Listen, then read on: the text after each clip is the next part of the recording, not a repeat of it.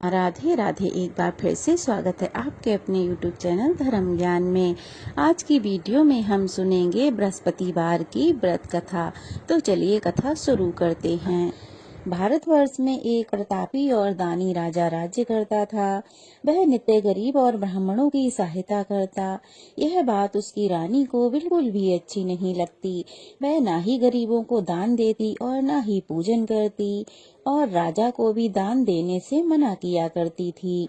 एक दिन राजा शिकार खेलने वन को गए हुए थे, तो रानी महल में अकेली थी। उसी समय बृहस्पति देव साधु वेश में राजा के महल में भिक्षा मांगने के लिए आए और भिक्षा मांगी। तो रानी ने भिक्षा देने से इनकार कर दिया और कहा, हे साधु महाराज, मैं तो इस दान पुण्य से तंग आ गई हूँ।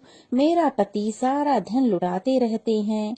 मेरी इच्छा है कि मेरा सारा धन नष्ट हो जाए, ना रहेगा बांस ना बजेगी बांसुरी। तब साधु महाराज ने कहा, हे देवी, तुम तो बड़ी विचित्र हो। धन और संतान से तो कोई दुखी नहीं होता। पापी भी धन और लक्ष्मी चाहते हैं। फिर तुम ऐसा क्यों कहती हो? यदि तुम्हारे पास अधिक धन है तो भूखों को भोजन कराओ, कुंवारी कन्याओं का विवाह कराओ, प्याऊ बनवाओ, मुसाफिरों के लिए धर्मशाला बनवाओ। ऐसे शुभ कार्यों में अपना धन खर्च करो तो तुम्हारा परलोक भी सुधर जाएगा और संसार में यश भी फैलेगा। परंतु रानी पर उपदेश का कोई फर्क नहीं पड़ा। वह बोली, महाराज, आप मुझे कुछ ना समझाएं। मैं तो ऐसा धन नहीं चाहती जो कि मैं हर दिन बांटती ही रहूं। तो साधु महाराज ने उत्तर दिया, यदि तुम्हारी ऐसी ही इच्छा है तो तथास्तु।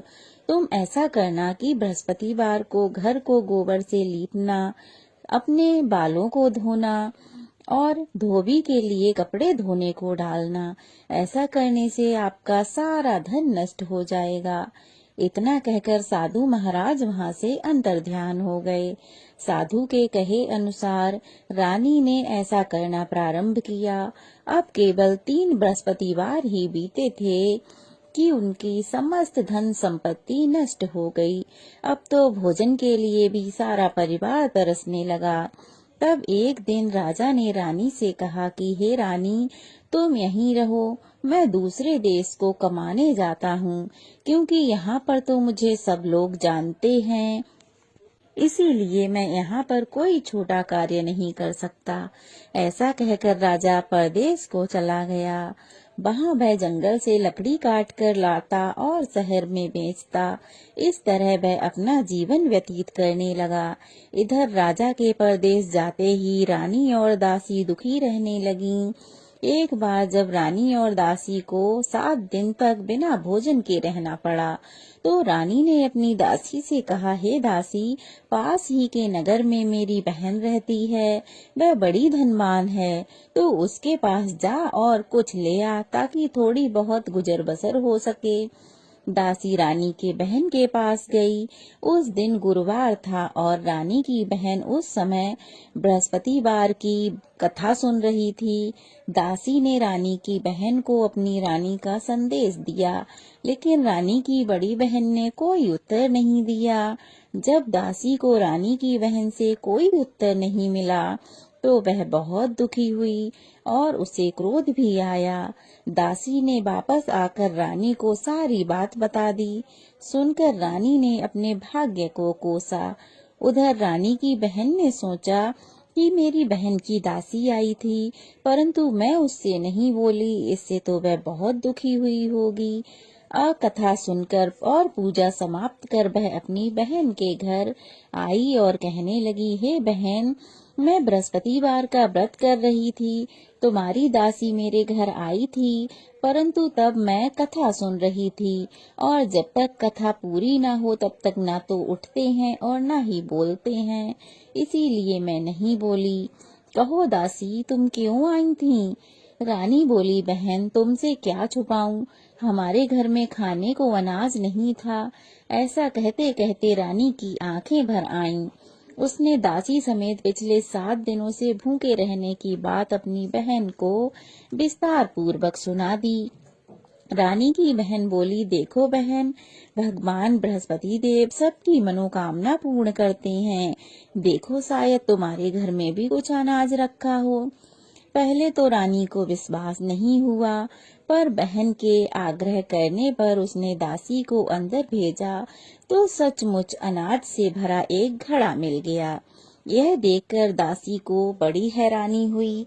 दासी रानी से कहने लगी, हे रानी, जब हमको भोजन नहीं मिलता तो हम व्रत ही करते हैं, इसीलिए क्यों ना इससे व्रत और कथा की विधि पूछ ली जाए ताकि हम भी व्रत कर सकें। तब रानी ने अपनी बहन से बृहस्पतिवार की व्रत की कथा की विधि पूछी। तब रानी की बहन ने बताया, बृहस्पतिवार के व्रत में चने की दाल और मुनक्का से विष्णु भगवान का केले की जड़ में पूजन करें तथा दीपक जलाएं, व्रत कथा सुनें और पीला ही भोजन करें। इससे बृहस्पति देव प्रसन्न होते हैं। व्रत और पूजन विधि बताकर रानी की बहन अपने घर को लौट गई। 7 दिन के बाद जब गुरुवार आया तो रानी और दासी ने व्रत रखा। घुड़साल में जाकर चना और गुड़ ले आई, फिर उससे केले की जड़ तथा विष्णु भगवान का पूजन किया। अब पीला भोजन कहाँ से आए, इस बात को लेकर दोनों बहुत दुखी थीं। क्योंकि उन्होंने व्रत रखा था, इसीलिए बृहस्पति देव उनसे प्रसन्न थे। इसीलिए वे एक साधारण व्यक्ति का रूप धारण कर 2 थालों में सुंदर पीला भोजन दासी को दे गए। भोजन पाकर दासी प्रसन्न हुई और फिर रानी के साथ मिलकर भोजन ग्रहण किया। उसके बाद वे सभी गुरुवार को व्रत और पूजन करने लगीं। बृहस्पति भगवान की कृपा से उनके पास फिर से धन संपत्ति आ गई, परंतु रानी फिर से पहले की तरह आलस्य करने लगी। तब दासी बोली, देखो रानी, तुम पहले भी इसी प्रकार का आलस करती थीं। तुम्हें धन रखने में कष्ट होता था, इस कारण सभी धन नष्ट हो गया, और अब जब भगवान बृहस्पति की कृपा से धन मिला है तो तुम फिर से आलस करने लगी हो। रानी को समझाते हुए दासी कहती है कि बड़ी मुसीबतों के बाद हमने यह धन पाया है, इसीलिए हमें दान पुण्य करना चाहिए, भूखे मनुष्यों को भोजन कराना चाहिए और धन को शुभ कार्यों में खर्च करना चाहिए, जिससे तुम्हारे कुल का यश बढ़ेगा, स्वर्ग की प्राप्ति होगी और पितृ भी प्रसन्न होंगे। दासी की बात मानकर रानी अपना धन शुभ कार्यों में खर्च करने लगी, जिससे पूरे नगर में उसका यश फैलने लगा। उधर एक दिन राजा दुखी होकर जंगल में एक पेड़ के नीचे आसन जमा कर बैठ गया। वह अपनी दशा को याद करके व्याकुल होने लगा। तभी बृहस्पतिवार का दिन था। एकाएक उसने देखा कि निर्जन वन में एक साधु प्रकट हुए। वह साधु वेश में स्वयं बृहस्पति देवता थे। लकड़ारे के सामने आकर बोले, हे लकड़ारे, इस सुनसान जंगल में तू किस चिंता में मग्न बैठा है? लकड़ारे ने दोनों हाथ जोड़कर प्रणाम किया और उत्तर दिया, महात्मा जी, आप सब कुछ जानते हो, मैं क्या कहूँ। यह कहकर रोने लगा और साधु को अपनी पूरी आत्मकथा सुना दी। महात्मा जी ने कहा, तुम्हारी स्त्री ने बृहस्पति के दिन बृहस्पति भगवान का निरादर किया था, जिसके कारण रुष्ट होकर उन्होंने तुम्हारी यह दशा कर दी।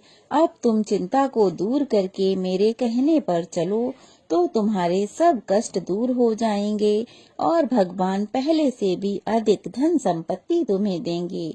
तुम बृहस्पति के दिन कथा किया करो, 2 पैसे के चने मुनक्का लाकर उसका प्रसाद बनाओ और शुद्ध जल से लोटे में शक्कर मिलाकर अमृत तैयार करो। कथा के पश्चात अपने सारे परिवार और सुनने वाले प्रेमियों में अमृत प्रसाद बांटकर आप भी प्रसाद ग्रहण करो। ऐसा करने से भगवान तुम्हारी मनोकामना अवश्य ही पूरी करेंगे। साधु के ऐसे वचन सुनकर लकड़हारा बोला, हे प्रभु, मुझे लकड़ी बेचकर इतना पैसा नहीं मिलता जिससे मैं भोजन के उपरांत कुछ बचा सकूं। मैंने रात्रि में अपनी स्त्री को व्याकुल देखा है। मेरे पास कुछ भी नहीं है जिससे मैं उसकी खबर मंगा सकूं। साधु ने कहा, हे लकड़ारे, तुम किसी बात की चिंता मत करो। बृहस्पति के दिन तुम रोजाना की तरह ही लकड़ियां लेकर शहर को जाओ। तुमको रोज से 2 गुना धन प्राप्त होगा।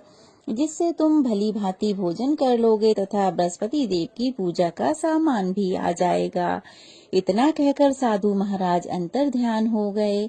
अब धीरे धीरे समय बीतने पर बृहस्पतिवार आया। लकड़ारा जंगल से लकड़ी काट कर किसी शहर में बेचने गया। उसे उस दिन से और अधिक पैसा मिला। अब राजा ने गुड़ और चना आदि लाकर गुरुवार का व्रत किया। उस दिन से उसके सभी क्लेश दूर हो गए। परंतु जब दोबारा गुरुवार आया तो लकड़ारा व्रत करना भूल गया। इस कारण बृहस्पति देव नाराज हो गए।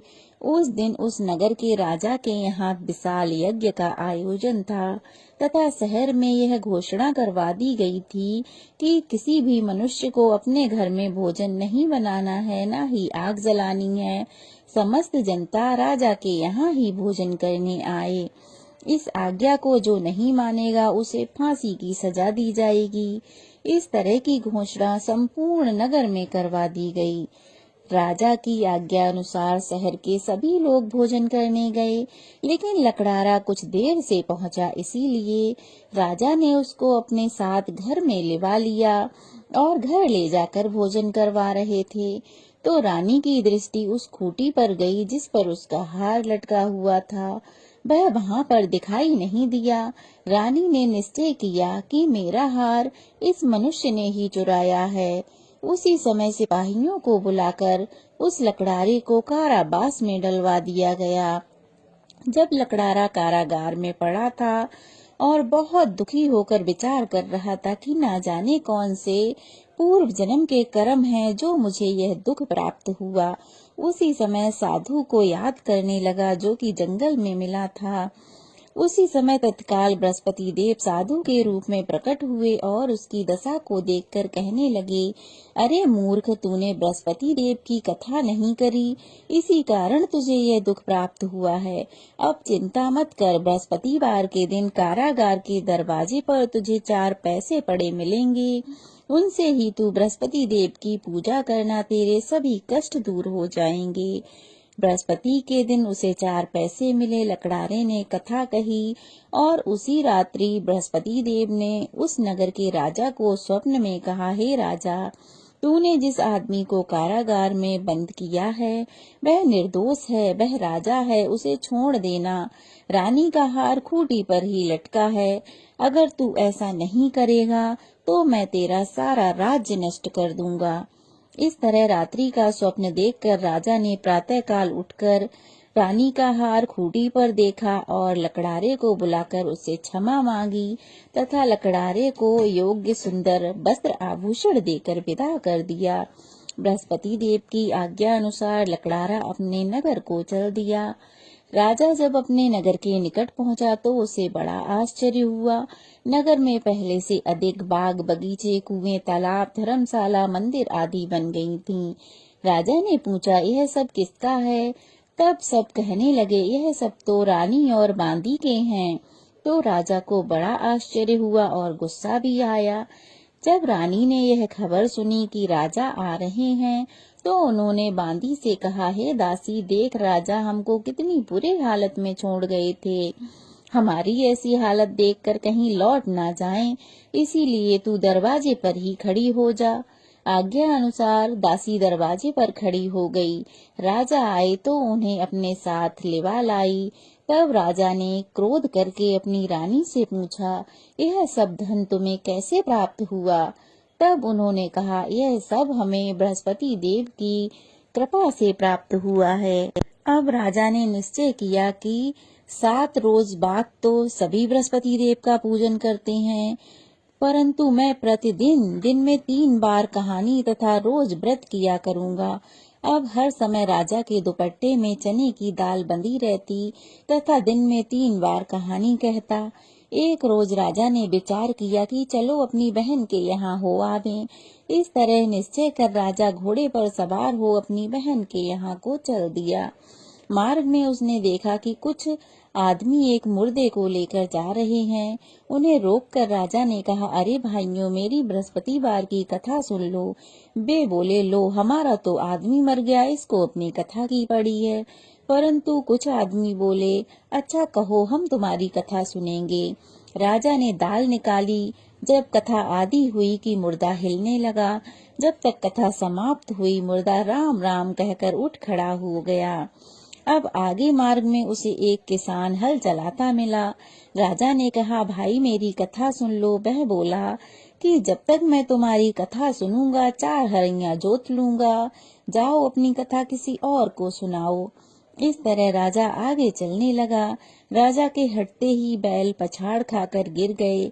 किसान के पेट में जोर जोर से दर्द होने लगा।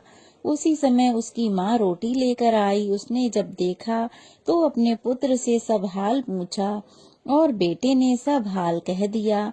तो बुढ़िया दौड़ी दौड़ी उस घुड़सवार के पास गई और बोली, मैं तेरी कथा सुनूंगी, तू कथा मेरे खेत पर चलकर ही कहना।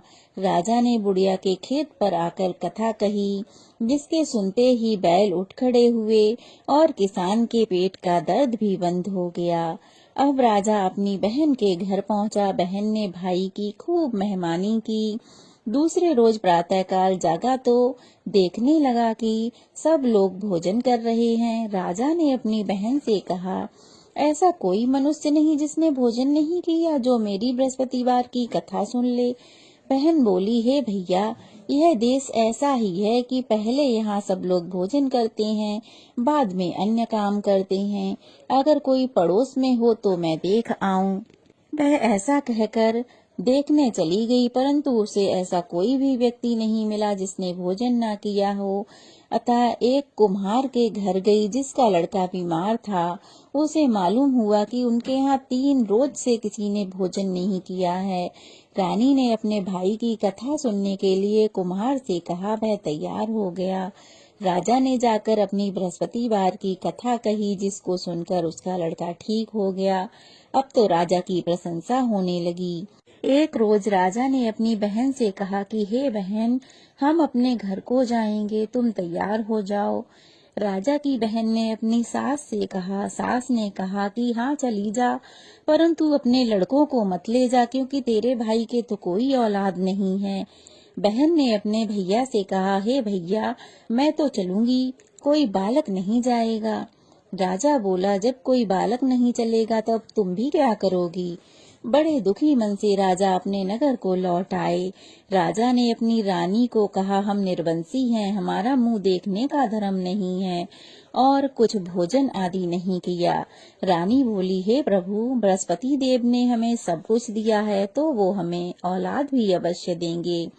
उसी रात राजा को बृहस्पति देव ने स्वप्न में कहा, हे राजा उठ, सभी सोच त्याग, तेरी रानी गर्भ से है। राजा की यह बात को सुनकर बड़ी खुशी हुई।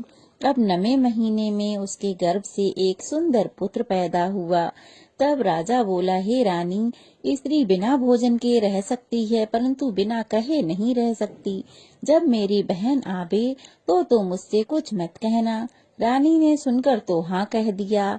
अब जब राजा की बहन ने यह शुभ समाचार सुना तो वह बहुत खुश हुई तथा बधाई लेकर अपने भाई के घर आ गई।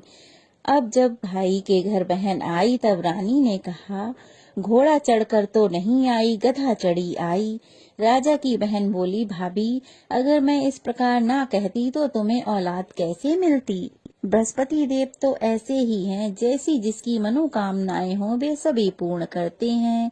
जो सद्भावना से, श्रद्धा से बृहस्पतिवार का व्रत करता है तथा कथा पढ़ता अथवा सुनता है, दूसरों को सुनाता है, बृहस्पति देव उन सब की मनोकामना पूर्ण करते हैं। बृहस्पति देव अपने भक्तों की सदैव रक्षा करते हैं।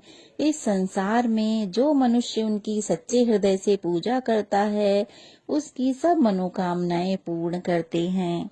हे बृहस्पति देव, जैसे आपने राजा रानी की मनोकामनाएं पूर्ण की, वैसे ही इस कथा को कहने सुनने वाले सबकी मनोकामनाएं पूर्ण करना और जो व्रत करे उसकी सब इच्छाएं पूर्ण करना।